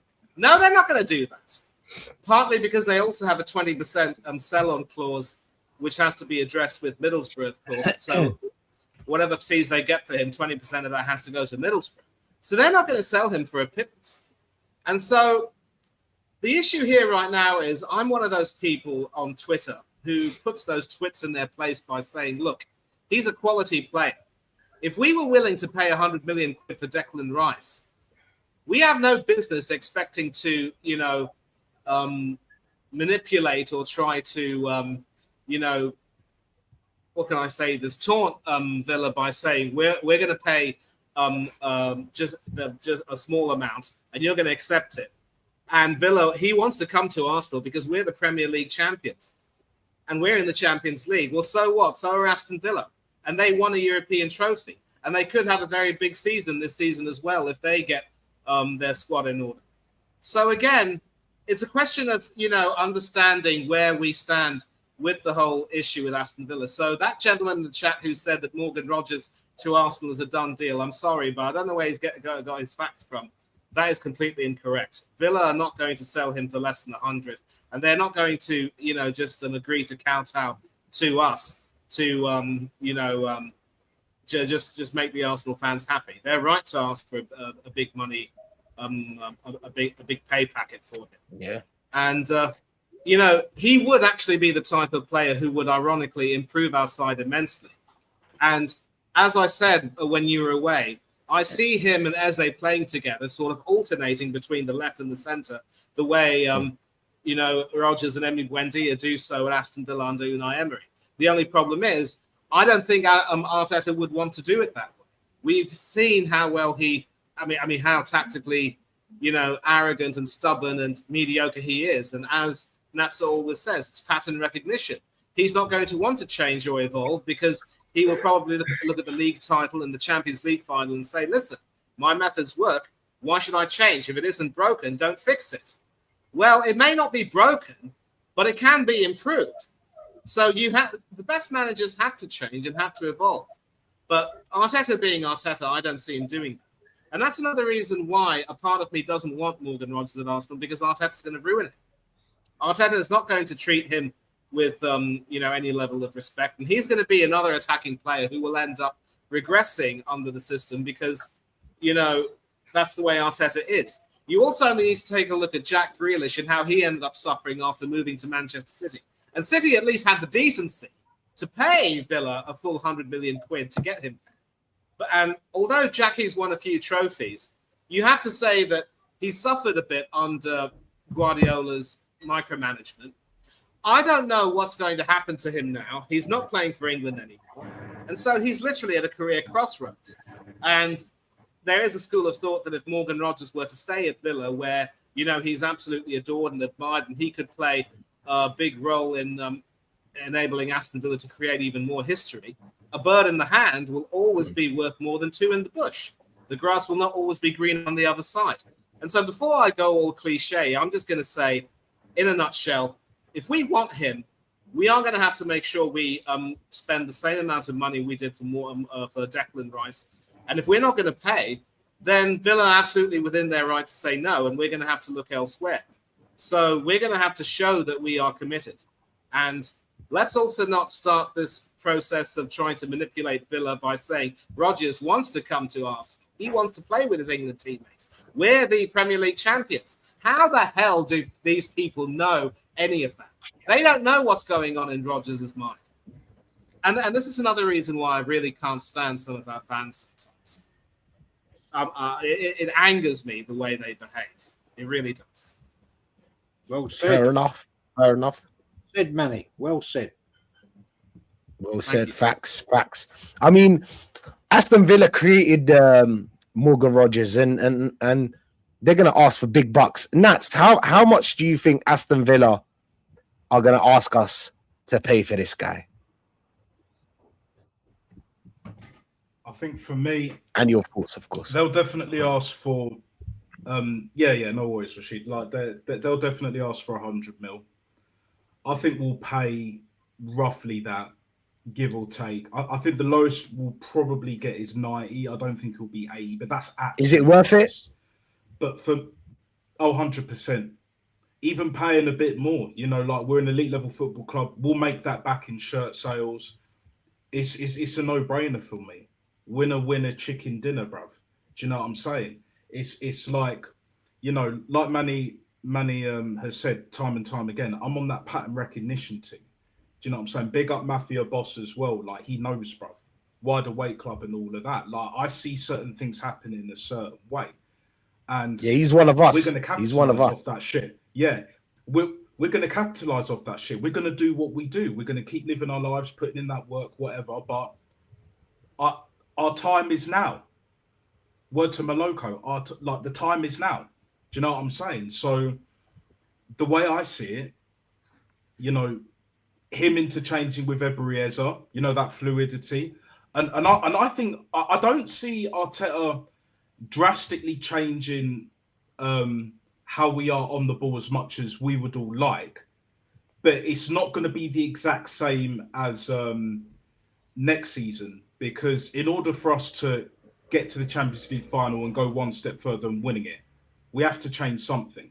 And I believe we will. And that added bit of quality while getting rid of some of the scrubs that we need to get rid of. Plus Andrea Mafioso, bad boy Berta, mate, with Alonso that we got from Granada, and Michele, of course, that came in earlier before him. Like, in Berta we trust, mate. Exactly, Caps. In Berta we trust. Best believe that. That's what I'm on. That's it. That's exactly what I'm on. And we're all on the same page when it comes to that right here, right now. Fatboy Slim settings, yeah. It's in Andrea Mafioso, bad boy Berta we trust. We can't go wrong. As long as he's making the transfers, get that lunatic Arteta off of that, yeah. And we keep it moving. We take it from there. We win the Champions League. We'll try and go for the Prem. I would love us to, you know, go back to back. It could definitely happen in the up and coming seasons. Will it happen next season?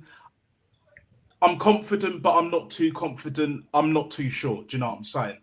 I could definitely see another team winning it for whatever reason, you know, this season. And if you know people. But either way, like, I know we're always going to win something from here on out, because you can't go backwards now.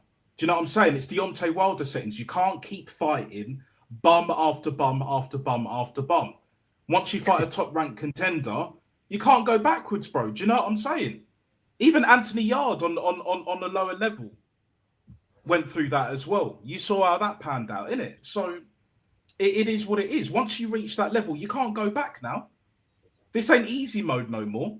Like, it's one of them ones, isn't it? You know, the Great Awakening, and we're here for it, people. We're here for it. 100%. Dark. Aston Villa asking for 105 million plus adds on. That's dark. No, that's dark, bro. What's your thoughts? To be honest, man, I'm a bit go back and forth with Ivan Morgan Rogers. I think he's a quality player. Let me just say that firstly. He's versatile. We can play a multitude of positions. So basically, he ticks Arteta's biggest fetish. The thing that I'm not too keen about is that he's kind of like a wing fielder. So if we do buy him and put him on the left, he's not really the profile of winger that I actually want. I like that he can play in the 10. I really like that. I'd actually, for me, if we do buy him and Arteta's putting him in the 10 or in midfield, it means that Odegaard is out of it, because you can't have Eze, Odegaard, Wanyeri, and Morgan Rogers. So if Morgan Rogers does come in the 10, then I'm 100% behind the signing, because that means that Beyblade of that Norwegian Beyblade is out of it. But if he is the winger option, then it creates more problems than it solves, because I feel like if we're going to get a winger, for me it has to be one of three. It has to be Keenan Yildiz, Vinny Jr., or it has to be Yandi and Monde. I want a proper dribbling, lethal winger. Yeah. Our biggest sign. I don't care if it costs 150 or 160 million. We need to go and get a proper out and out class, world class, top tier, top 5 left winger. I don't want to. He can play here, or he's good here, but he can do no. He can do a job. Yeah, I don't want none of that now. We're the champions of England. We know who we are now. It's time to start acting like it. So for me, the 105 million, I don't really mind. I don't care what the price tag is. Number one, ain't my money. I ain't pocket watching. Number two, we've made all this money from getting to the Champions League final, winning the Premier League, and all the shirt sponsors and all this TV money crap, whatever. So we've got the money. And if it's true that we have got 400 million, that's a quarter of the budget. I've got no problem with spending a quarter of the budget on Morgan Rogers. I've got no problem about that, especially when you think about you get Jesus off the books, get Havertz off the books, got Odegaard on the books. That's 600k a week just in wages. You know what I'm saying? And then you add in Fabio Vieira, he was on like 75. Reece Nelson was on 100k a week. You know what I'm saying? You're talking nearly £1 million. you're talking nearly £750,000 in wages, and hopefully at least 110, 120 million worth of sales, because a lot of those players that I mentioned are bums. But another man's trash is another man's treasure, as they say. So you look at the net spend and stuff. If you told me you can get rid of Havertz, Odegaard, and Jesus, and it pays for Rodgers and his wages, then I'm supporting it. But only if it means that he's being used in the 10, and because that means Odegaard goes, and we actually get another. I see caps in the chat. No, I do not want Rafael, man. He can stay his backside over there. I don't want anywhere near him. Yes, the one thing I will say about Rafael, 50 million euros and individual brilliance. It's tempting, but maybe 2 seasons ago. But now, I'm not really sure, man. I'm not really sure about that one. Is it too late? Yeah, I think so. I mean, he's still 26. He's still got a good age profile. 6'1", very good, very very fast, very techy. If we got Rodgers, let's say we got Rodgers and we got all of our other targets, and we still needed like a backup or like an out and out left winger, and he was available for 50 million euros, and it was like deadline day, and we signed Rafael, I wouldn't be upset about it. But I think we got to get a superstar now. I mean, when you think about it, guys, when is the last time have you ever actually seen Arsenal sign a superstar? I've actually never seen Arsenal sign a superstar. Maybe Sanchez, but he wasn't a superstar yet, innit? It was kind of. Yeah, I think he came to us and became a superstar. Ozil's probably the only superstar that we've signed in my lifetime. Anyway, I don't know about Jezza but in my lifetime, Ozil's the only superstar we've signed. I think Dennis Bergkamp, like, even though like I was only 1 year old, if that, like that was probably that's the level. Dennis the Menace Bergkamp. Obviously, Ozil. Not to try and cut you off, Dark Side, but with the Ozils and the Alexis Sanchez, but definitely since them two, obviously outside of Dennis Bergkamp, it's because like TT was he was up and coming. Patrick Vieira he was a sub, innit? Perez was up and coming. Yeah. Even Freddie Ljungberg and that. Gilberto Silva, they were up and coming. Sol Campbell was there or thereabouts world class, but at the time definitely top tier. Do you know what I'm saying? A level or two before elite, and then when he was with us, became elite. Kolo Toure was up and coming. Ashley Cole obviously came through our academy, so it's like it's just one of them ones. I think just briefly on Ozil, I'm going to say this right now. That signing of him was in many ways the beginning of the end of Arsene Wenger's reign at the club. We can look back on that and say that he was such a drain on our finances. He cost us in many ways a great deal, not just in terms of wages, but also in terms of missed opportunities. We missed out on the chance of bringing Cesc Fabregas back to the club, and he went on to win the Premier League at Chelsea.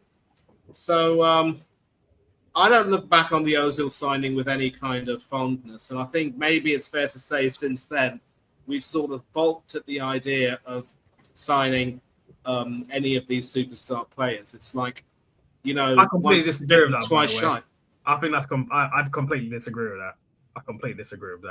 Completely disagree with that. You know what? Yeah, I still watch videos of those fans outside the Emirates when that Sky Sports guy announced that Arsenal was signing Ozil for 42.5 million, and the finances and stuff. Fuck the finances, bro. At the end of the day, the reason why it was the beginning and end of Wenger is because our defense was dusty, our midfield was dusty, our attack was dusty. We were a FA Cup team, and at the end of the day, the Cronkies weren't putting money into the team like they are now. You know what I'm saying? I don't think Ozil. I just think it's a bit intellectually dishonest to look at Ozil and say that's the reason why Wenger failed. I just don't think that is even. It's not the reason, Dark Side, but it is one of the big reasons. I don't think it's not even to say it's a contributing factor. It's just not true. It's just not true. Wenger was just washed at the point. He was just washed, bro. Even if we didn't sign Ozil and we brought Fabregas back, would that really made a difference? Really? I don't think so. Well, Fabregas won the league with Chelsea. I think you've got it wrong. Sorry. I think you've got it wrong.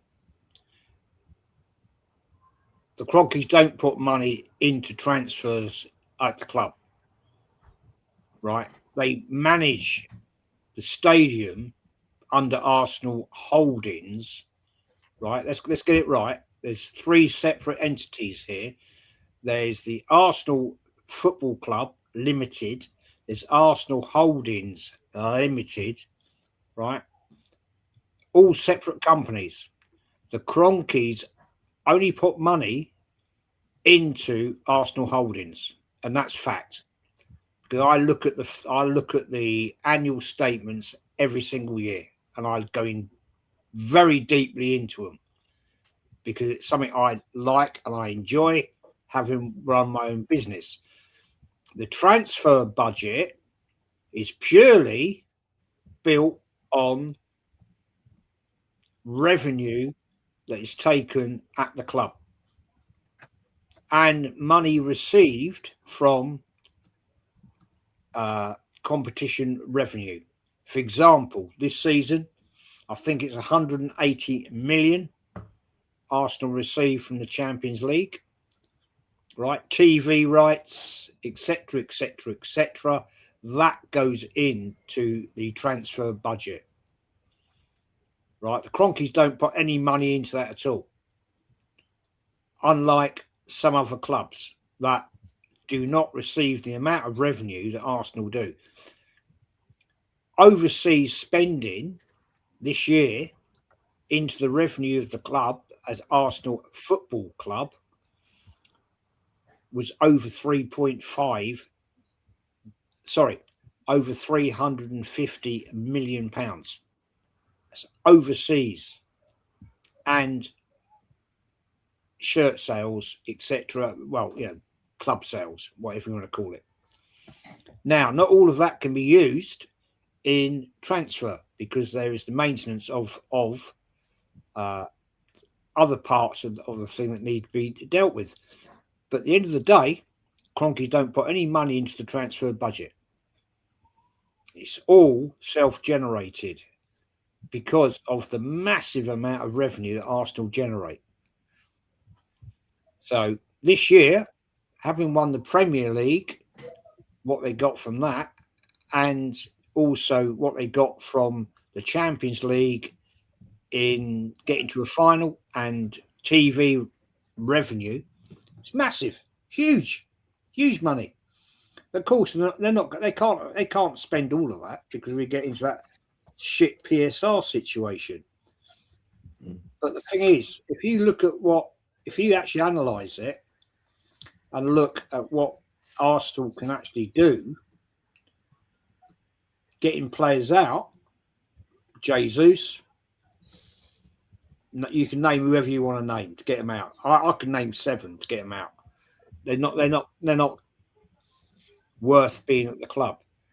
If you say, let's say, getting those 7 out, and you've got about 120 million in total, that's 120 million pound put back into your transfer budget. So if your transfer budget is 300 million, that's 420 million you got. Fair enough. Facts, absolute facts. That's what we're hearing right now. Big up to everyone that's locked in. No, facts, bro. Facts, 100%. I didn't know stuff. I didn't know all that stuff. So it's interesting. It's obviously interesting to hear that in like sophisticated detail because I did not know that. So no, I'm not taking the piss, man. No. I'm saying it's good to hear. It's good to hear stuff like that because obviously, even as a fan, I go into that. That every year, right? Because I ran my own business for 20 odd plus years, and so obviously I had an objective to actually understand. I had to return I didn't. My accountant did. To return our accounts every year, so I had to get a basic understanding of how it works. So I'm no expert. Don't get me right. I'm no expert. Oh, compared to me, you are. I understand pretty much the fundamentals of how it works, and so every year, out of interest, I do go and look at the Arsenal accounts when they're announced, and they have to, as a limited company, have to put their accounts in by the 4th of April every year. And it's not until probably mid-May you can actually go and review them.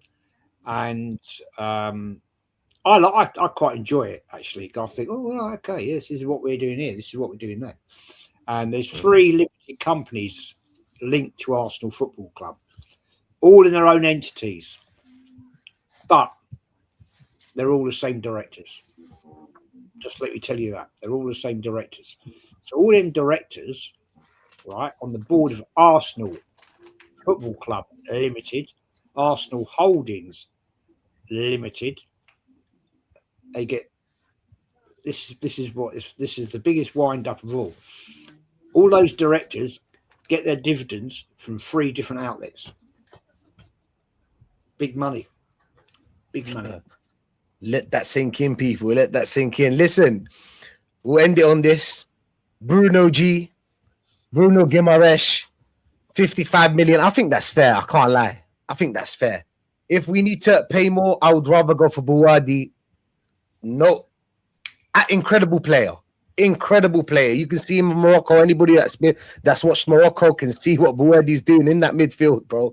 Bossing it at that age. It's crazy. It's absolutely crazy. But apparently he was rejected by Newcastle. They want more. All these teams want 100 million, 80 million, 90 million. It's just crazy. It's crazy amounts of money. Not worth it to me. I think we should put our money on Bouhaddi. I think it's a more sensible sign. That's a sensible signing. The age and everything. I think he can do great things at Arsenal, bro. I think he can do great things, and he's a great player. I love watching Bouhaddi, bro. I love watching him. Jez, what do you think about this one? Yeah, decent signing.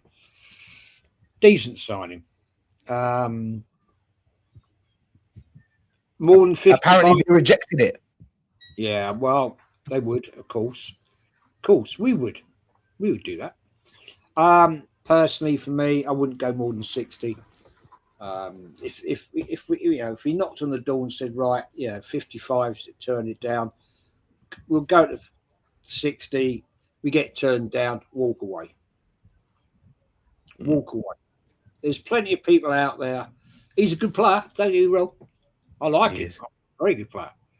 Yeah. But if you get turned down on the second bid, right? That was always taught to me in business. If you get turned down your second bid, walk away. Right? No, all right, fair enough. You don't want my first bid, you don't want my second bid, walk off. Leave it. 100%. Manny. And you never know. Sorry, Manny. You never know, right? I've had to actually happen to me. Put a bid in for a job, right? And it was a big job, big job, right? And it got turned out. Put another bid in, got turned down. 3 months later, that business came back and said, "I will accept your second bid." I said, "No, fuck off. You turned me down twice." 100%, man. 100%. Manny, what are you saying about this one? You like Bruno G? I do like him, but I'm just going to get into in depth and get to that in depth. What Jez said there was absolutely perfect. And when it comes to any player, if there isn't going to be any kind of a common ground reached on any negotiation, no matter how long it takes, you just have to walk away. Whoever the player is, it could be Bruno Guimaraes, it could be Morgan Rogers, it could be anyone in whom we're interested. And the thing about Bruno Guimaraes is that if you look at it carefully, he and Declan Rice are more of a similar profile. And would that be a bad thing? No, it wouldn't, because at least, we have some options to rest and rotate. And we take a look now at just how our Arsenal players have been afflicted by injury and how it's affecting our World Cup chances as a consequence. Obviously, Saka's got an Achilles tendon issue, and it was found out. We now know that Declan Rice made it crystal clear that he had some nerve pain in his legs. He was managing it, but he was still playing through the injury, and at times wasn't really at his best. Now, I'm I've got a friend of mine on Twitter who goes back and forth with me, and we're really good chums, and we talk a lot on Twitter, and we agree on so many things, and I consider him a really good mate of mine. And he basically puts a lot of tweets on his profile saying, if certain players end up playing through injury for the manager, do you criticize the manager, or do you criticize the players for not having the kahunas, as Jez perfectly says, to say to the manager, I'm sorry, Gaffer, I've got a huge issue with my body. I've got to take care of my health and I cannot play. So players have to be responsible for taking care of their own health. And again, it segues into that comment I left on your keep, sell, or bench video when we were talking about the midfielders. I ended up saying that, ironically, Christian Norgard, who ended up not getting too many games to play under Arteta, was in some ways a similar profile to Declan Rice. Maybe not quite as, dynamic or with the ball carrying or what have you. But he could have been used as a rotation option to take Declan Rice off, give Rice the rest, and then bring Norgard on to shore things up. Why did we buy him in the first place if we weren't going to lose him? When we didn't even have the decency to give him any minutes when we went back to the G-Tech Stadium, his former club, where he was captain for several years, I told myself, we were just taking the mickey by signing him and not playing him. So if we have to get rid of Norgard and maybe send him back to Brentford or another club where he will get, first team football and I'm hearing get Crystal back to himself, Palace. anywhere will do. Yeah. Anywhere will do. Anywhere will be fine. Of course, depending on who the manager is, I believe it's a chap named Sage. Just add some onions, and then you've got something cooking, I would say. And then if he decides to go there, that'll be wonderful. I only hope he doesn't suffer the way Rob Holding and Eddie Hincapie did, but that's another story. But if we were to get rid of Norgard and maybe bring Bruno Guimaraes in, we'd have a handy option there. We'd have two players competing with one another, but also that if one of them gets an injury or needs to be rested, you bring the other one on. So I'm with Jez definitely in saying that 60 million would be good for him, and if Newcastle don't want to sell under any circumstances, then we just walk away. Of course, you just know that there'll be some other bugger who may put in a higher bid, but I would be interested in him because it's also it's not just about adding to the squad for the sake of it. It's also making sure that you really, in some ways, protect the welfare of your players. And Jose Mourinho always said that one of the best things about working with smaller squads, but also having two top quality players for every position, is that he could rest one player and bring another in. And so, there will be times when certain players will need a rest and need to get some games, and then someone else can be brought right in. Of course, there were some players who were completely marginalised. You think of Scott Parker, Glenn Johnson, Carlo Cudicini, but the methodology was sound. And Guimaraes is also a regular international with Brazil's Seleção. So Ancelotti's still going to continue picking him. So this would be a brilliant buy, not just in terms of improving the quality of the squad, but also in terms of taking care of our player. And I would say, let's not go completely ape on trying to spend more money for him. But if we can get him on a good deal, which will benefit Newcastle as well, then I'm all for it. I'm all for it. But if we can't, we walk away. Fair enough. Nats. Yeah, for me, I don't read too much into the finances, as much as Jez, for example, like with all due respect. That being said, right, I was seeing in the comments as well, like if we offered money plus like a Zubimendi, for example, those would be them kind of conditions where I would take a Bruno G. Maybe you could add Odegaard in that and we could offer the same amount, maybe a little bit less. But in terms of 80, 90 mil that they would want, no swap deal, as good as he is, and he's a very good player, but he hasn't quite been doing it for Brazil in this World Cup. I think we can actually get better elsewhere. That Buwadi for the same money, let's just say for argument's sake, if we paid 55 mil for Buwadi, I'd rather that, because then it also gives Miles Lewis-Skelly the opportunity to not only fight for his place, but he's then got competition. Whereas Bruno G comes in, right? Like, Miles Lewis-Skelly will just be sidelined again, back once again, and all of that shit. Do you know what I'm saying?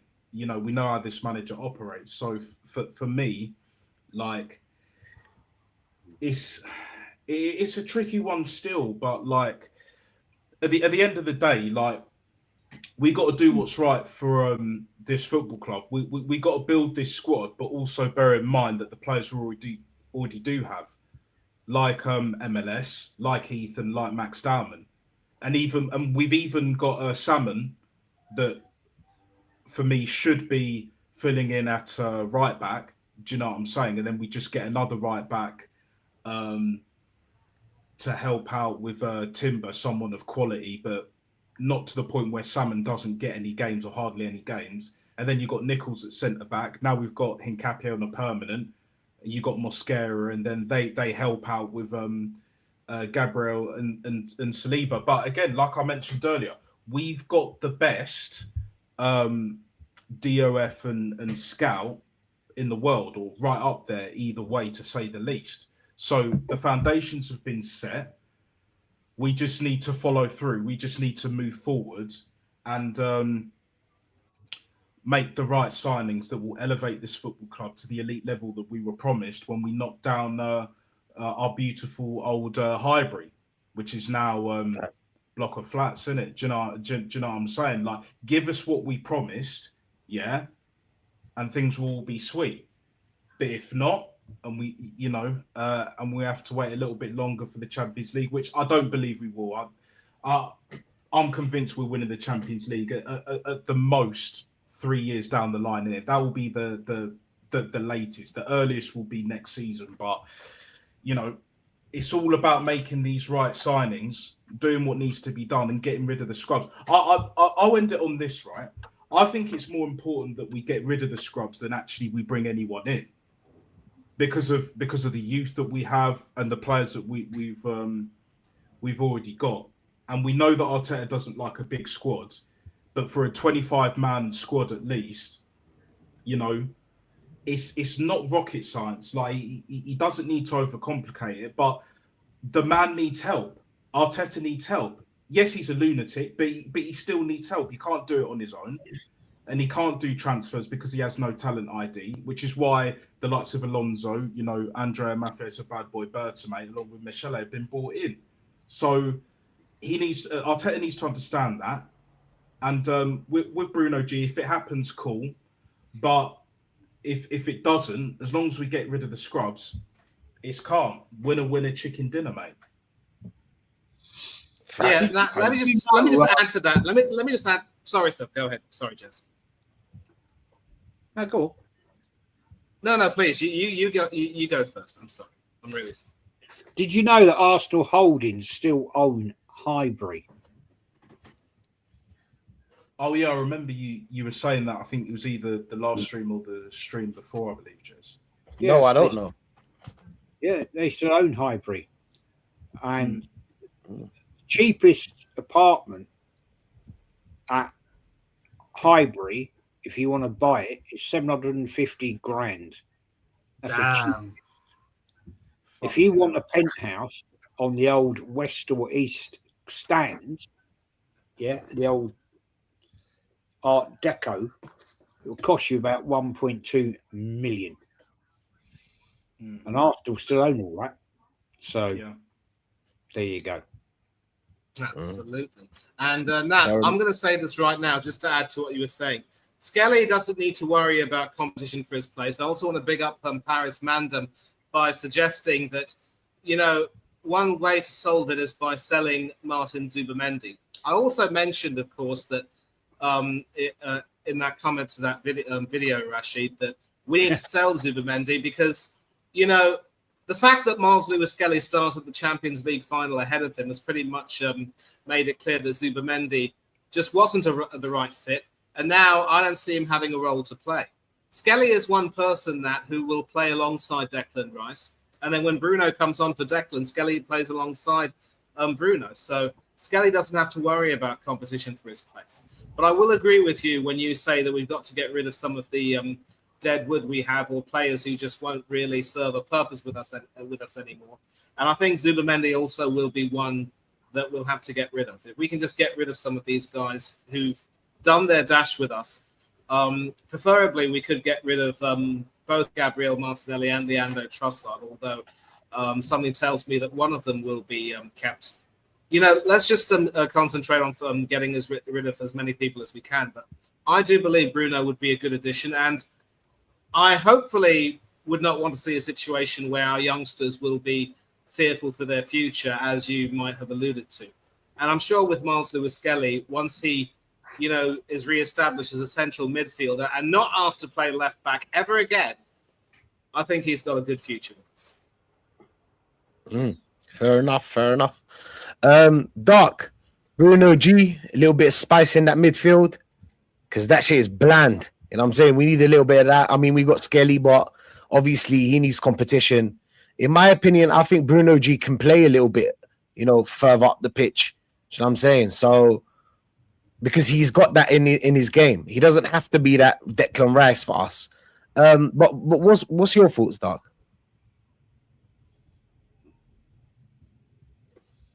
We can't hear you.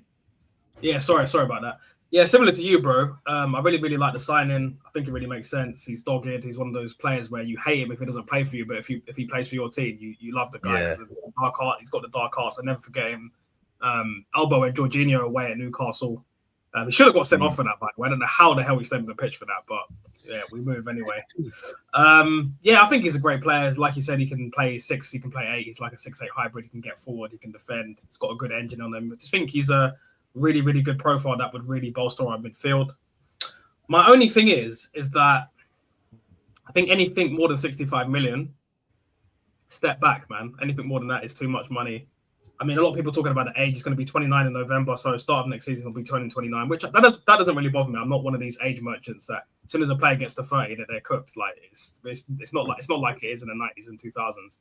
Players could last a lot longer because of the science and technology and the diet and nutrition, all the stuff. So age profile doesn't really bother me that much. But for me, it's just the price. I don't think Andy doesn't rely on pace, innit? It usually happens to players that rely on pace. Exactly.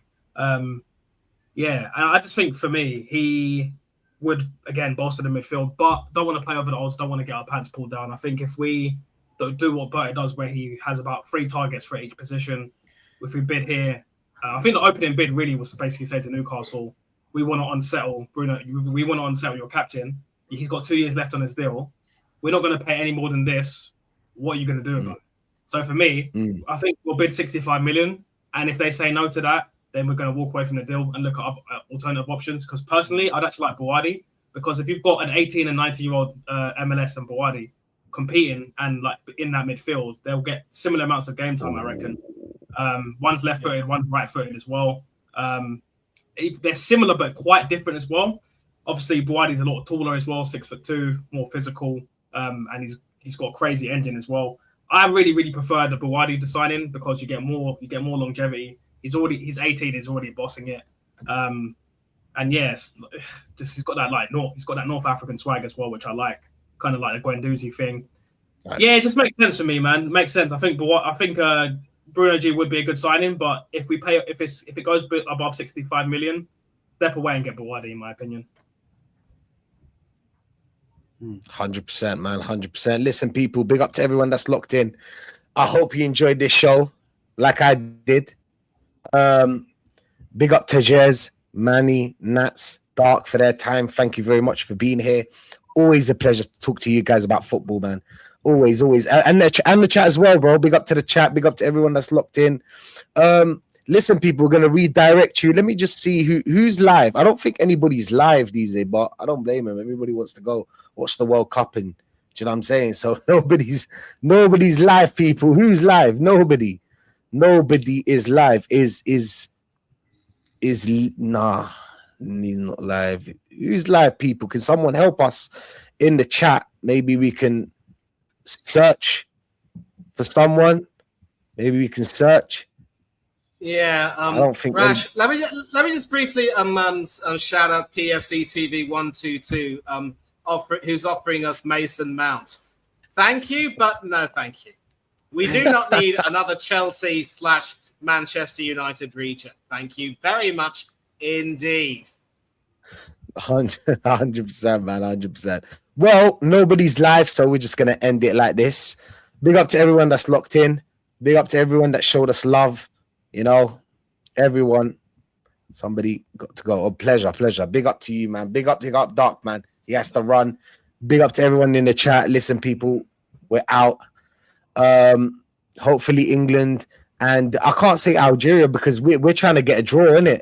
I mean, if we win, we face Spain, and if we draw, we'll face Switzerland. And I would rather go for Switzerland, you know what I'm saying? But it's kind of like history, innit? In 82, this is what happened. In 82, you know, they changed the rules because of that. Because they played, you know about it. Jez knows about it. Manny, of course, you too. Nats. And they obviously played for a draw, Germany and Austria, and see what goes around comes around, right? But it is where it is, people. I'm going for the draw. Hopefully, big up to everyone that's locked in, and we're out. Love.